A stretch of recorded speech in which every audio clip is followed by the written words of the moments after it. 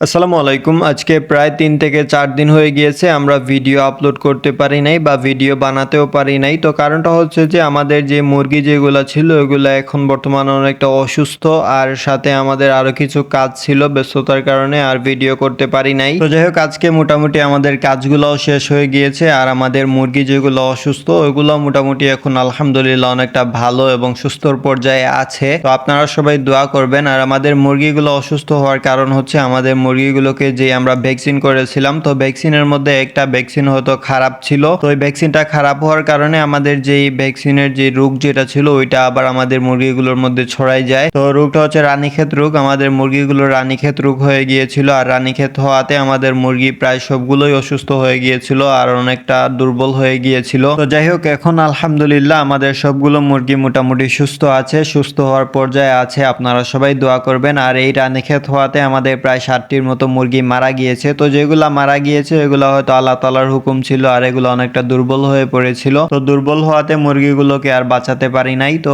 যাই হোক এগুলো আল্লাহ তাআলার হুকুম ছিল, মুরগিগুলা মারা যাবে। তো এগুলা মারা গিয়েছে, আর কোনো আফসোসের কোনো কারণ নেই। আর যখন থেকে আমাদের মুরগিগুলোর এই রোগটা হয়েছে তখন থেকে আমরা আমাদের মুরগি বিক্রি করা স্টপ করে দিয়েছিলাম। তো এখন আলহামদুলিল্লাহ আমাদের মুরগিগুলা যেহেতু সুস্থ হওয়ার পথে আছে, সুস্থ হয়ে গেলে ইনশাল্লাহ আমরা আবারও মুরগিগুলা বিক্রি করা স্টার্ট করব। তো যাই হোক আজকে সকাল সকাল যখন আমরা আমাদের খামারের মধ্যে এসেছি, তো খামারের মধ্যে আসার পরে দেখতেছিলাম আমাদের মুরগিগুলোর যেই পুরাতন লিটার যেগুলো আছে ওগুলার মধ্যে অনেকটা গ্যাস হয়ে গিয়েছিল। তো গ্যাস হওয়াতে অনেকটা গন্ধ লাগতেছিল নাকের মধ্যে। তো ভাবলাম আজকে আমরা আমাদের মুরগিগুলোর পুরাতন লিটার যেগুলো আছে ওগুলা পরিবর্তন করে ফেলবো। আর আমরা গতকালকে একবার ভাবতেছিলাম আমাদের মুরগিগুলোর পুরাতন লিটার যেগুলো আছে ওগুলা পরিবর্তন করব। তো ওইগুলা পরিবর্তন করার সময় দেখতেছিলাম আমাদের মুরগির যেই নতুন লিটার যেগুলো আছে, আমরা যেহেতু মুরগির পুরাতন লিটারগুলো উঠানোর পরে এখানে নতুন লিটার দিব, তো ওই নতুন লিটারগুলো আমাদের কাছে ছিল না। তো আমাদের লিটারগুলো শেষ হয়ে গিয়েছিল। তো যার জন্য আমরা গতকালকে রাত্রে আমরা গিয়ে মিল থেকে কিছু নতুন লিটার সংগ্রহ করি। তো নতুন কাঠের ভুসিগুলা সংগ্রহ করার পরে ওইগুলো আমরা ঘরের মধ্যে নিয়ে আসি। তো আসার পরে আজকে সকাল সকাল ওই লিটারগুলো আমরা রোদের মধ্যে দিয়ে দেই। আর লিটারগুলো রোদের মধ্যে দেওয়ার কারণ হচ্ছে এই লিটারগুলা যেহেতু নতুন ছিল, তো ওইগুলার মধ্যে কিছু কাঠের যেই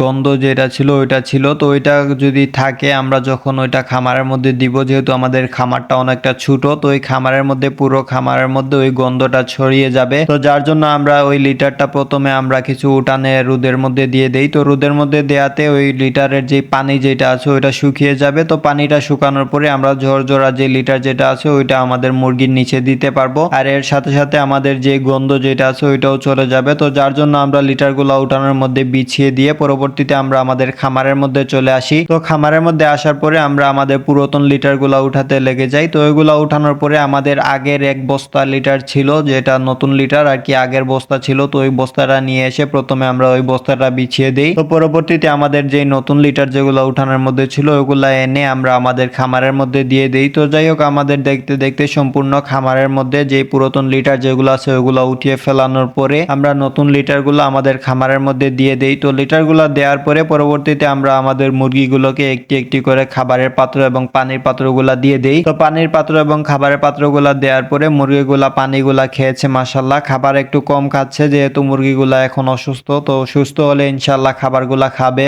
ভালো মতো আগের মতো। তো মুরগিগুলা এখন সুস্থ হওয়ার পথে আছে, আপনারা সবাই দোয়া করবেন। তো যাই হোক আমাদের লিটারগুলা পরিবর্তন করার পরে আমরা আমাদের খামার থেকে চলে যাই। আর আমরা এই গত ৩-৪ দিনের মধ্যে আমরা আরো কিছু কাজ করিয়েছি, যে কাজগুলোর মধ্যে ছিল আমাদের যেই মাছের পুকুর যেটা আছে, যেই পুকুরের মধ্যে আমরা মাছ চাষ করতেছি। তো ওই পুকুরের পারে অনেকটা গাছ ছিল, তো গাছের মধ্যে অনেকটা ডালপালো ছিল। তো ওই ডালপালোগুলোর জন্য আমাদের যেই পুকুর যেটা আছে ওইটার মধ্যে রোদ ঢুকতে পারে না। আর রোদের পাশাপাশি আমাদের এই যে গাছ যেগুলো আছে, তো ওই গাছের যেই পাতা যেগুলো আছে ওগুলা পুকুরের মধ্যে পড়ে, পানির মধ্যে পড়ে ওই পাতাগুলা পচে পানির মধ্যে অনেকটা গ্যাস হয়ে যায়। তো গ্যাস হওয়ার কারণে আমাদের অনেকগুলো মাছ মারা গিয়েছে। তো যার জন্য ভাবলাম আমাদের পুকুর পাড়ে যেই কয়টা গাছ আছে, তো ওই গাছগুলার যেই ডালপালো যেগুলো আছে ওইগুলো আমরা কেটে ফেলবো। তো পরবর্তীতে আমরা দুজন লোক লাগিয়ে আমাদের পুকুর পাড়ের যেই গাছের ডালপালা যেগুলো আছে ওগুলো আমরা কেটে ফেলি। তো ওইগুলা কেটে ফেলার পরে পুকুরের মধ্যে অনেকটা রোদ ঢুকতেছিল, আর অনেকটা পুকুরটা অনেকটা ফর্সা এবং পরিষ্কার লাগতেছিল। তো যাই হোক আমাদের পুকুর পাড়টাও কমপ্লিট হয়ে যায় পরিষ্কার করা। তো যাই হোক আজকের ভিডিও আমাদের এতটুকু। আপনারা সবাই আমাদের জন্য দোয়া করবেন, আমাদের খামারের জন্য দোয়া করবেন। আল্লাহ তাআলা যেন আমাদের খামারে এবং আমাদের ব্যবসায় বারাকা দান করেন এবং আমাদের মুরগি মুরগিগুলোকে অতি তাড়াতাড়ি সুস্থ করে দেন। আপনারা সবাই দোয়া করবেন আর আমাদের চ্যানেলটা সাবস্ক্রাইব করে রাখবেন। আসসালামু আলাইকুম ওয়া রাহমাতুল্লাহি ওয়া বারাকাতুহু।